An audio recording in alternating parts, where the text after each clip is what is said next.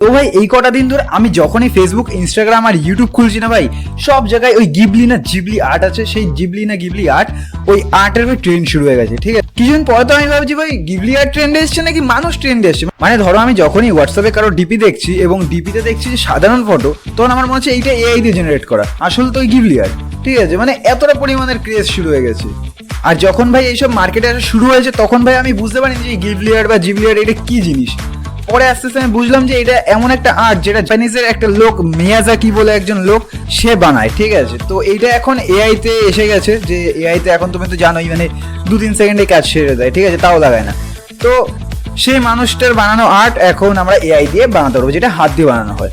আর এটার নাম হচ্ছে গিবলি আর্ট। ভাই মাঝে মাঝে মনে হচ্ছিল কি যে ভাই আমিও মানে পিকের মতন অন্য কোনো গিবলি আর্টের দুনিয়া চলে এসেছি। আমারও গোলা মানে 2000 কিলোমিটার দূরে ভাই।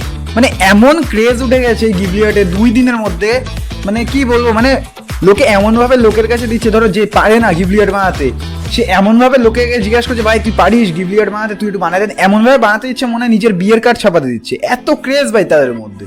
এখনকার ট্রেন্ডিং সেকশন কি বলতো ভাই, ওই যে ফাঙ্গাস হয় না, ফাঙ্গাসের মতন। পার্থক্য কি, ফাঙ্গাস হচ্ছে যেখানে সেখানে উঠে যায়, আর হচ্ছে ভাই ট্রেন্ডিং সেকশনে যে কোনো কিছু ট্রেন্ডে উঠে যায়। ঠিক আছে, 2 দিনের জন্য আবার শেষ হয়ে যায়। না যদি এরকম না হতো তাহলে ভাই ডিজে রুম থোড়ি ট্রেন্ডিং হতো। তা না, আজকে আর অফ টপিক যাওয়া যাবে না, তাই জন্য আজকে ওইটার পাশেই রাখলাম, বাদ দাও।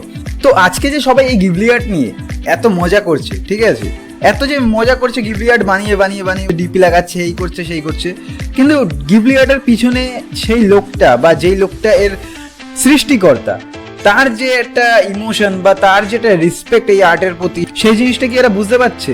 আমার এই ভিডিওটা তুমি যদি পুরো দেখো তাহলে তুমি বুঝতে পারবে সবাই আর আমি কেন বলছি এবার গিবলি আর্ট বানানো বন্ধ করা উচিত। এখন আমি জানি ভাই আমার এই ভিডিওটা দেখার পরে অনেকেই বলবে ভাই এত সিরিয়াস হলে চলে না, সবকিছু নিয়ে এনজয় কর। বাট ভাই, দাদা, কাকু, যেই দেখছো ভিডিওটা, জাস্ট কিছু সেকেন্ডের জন্য চোখটা বন্ধ করো। নাও জাস্ট ইমাজিন তুমি এখন দাঁড়িয়ে যেই কাজ করছো বা ভবিষ্যতে করার জন্য ভাবছো, ঠিক আছে, যেটা তোমার প্যাশন, এক কথায়, ঠিক আছে, তুমি করতে ভালোবাসো এবং ওই কাজটাকেই তোমার নিজের প্রফেশন বানাতে চাও। আর এবারে এটা ভাবো যে ভবিষ্যতে একটা আর্টিফিশিয়াল ইন্টেলিজেন্ট সে তোমারই কাজটা কিছু সেকেন্ডের মধ্যে মানুষকে করে দিচ্ছে। ঠিক আছে, তুমি ভাবছো নর্মাল বিষয়, কিছুই না, 2 দিন পরে চলে যাবে। কিন্তু তুমি বস একটা জিনিস ভাবো, 5 বছর পর ওই আর্টিফিশিয়াল ইন্টেলিজেন্ট বা এক কথায় এআই, ওর ক্ষমতা কমবে না ভাই, ওর ক্ষমতা বাড়বে। আজ থেকে 5 বছর পরে তুমি যেই কাজটা করছো হয়তো তোমার আর সেই কাজে দরকারই পড়বে না, তোমাকে হয়তো সেই কাজটা বন্ধ করে দিতে হবে, সেই ওই কাজটা মেইন ধরে নেবে। বুঝতে পারছো আমি কি বলতে চাচ্ছি?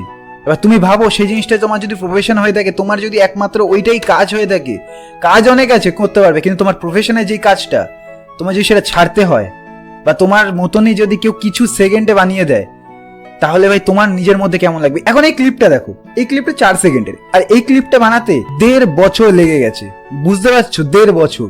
আর এই ভিডিওতে প্রতিটা লোকের আলাদা আলাদা মুভমেন্ট এবং তার আলাদা আলাদা কাজ করছে। তো ভাবো সে এই কাজটা হাত দিয়ে করেছে, আর আর্টিফিশিয়াল ইন্টেলিজেন্স সেটা কিছু সেকেন্ডে করে দিয়ে দিচ্ছে। এটা কতটা তার ডিসরেসপেক্ট করা হচ্ছে তুমি বুঝতে পারছো? সিরিয়াসলি বলতে গেলে ভাই, যখন আমি গিবলি আর্টের এই কথাটা জানতে পারলাম, ঠিক আছে, যখন ওই মানুষটার কথা জানলাম, তারপরে আমার সত্যি আমার মন থেকে ইচ্ছা উঠে গেছে গিবলি আর্টের উপর থেকে বানানোর। ঠিক আছে, সো আমি এখনো অবধি আমার নিজের কোনো গিবলি আর্ট বানাইনি এবং কাউকে আমি বানিয়েও দিইনি।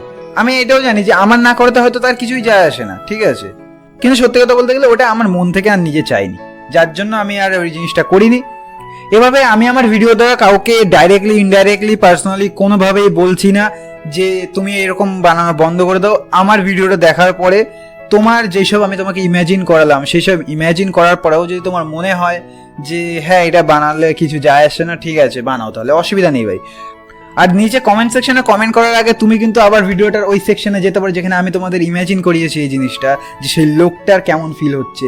তো সেই সেকশনে গিয়ে তুমি সেই জিনিসটা চোখ বন্ধ করে ইমাজিন করো, তারপরে তোমার মনে যা আসছে তুমি সেই কমেন্ট সেকশন তোমাদের জন্য খোলা রইলো, তোমাদের যা ইচ্ছে হয় তুমি তাই বলো। যদি ভালো কিছু মনে হয় সে তুমি আমার কমেন্টে বলো যে হ্যাঁ তুমি একদম ঠিক বলেছো বা তুই একদম ঠিক বলেছিস, বা তোমার যদি মনে হয় কোনো এক জায়গায় যে আমি ভুল বলেছি তা সেটাও কমেন্টে জানাও এবং বলো কেন তোমার মনে হয় সেটা।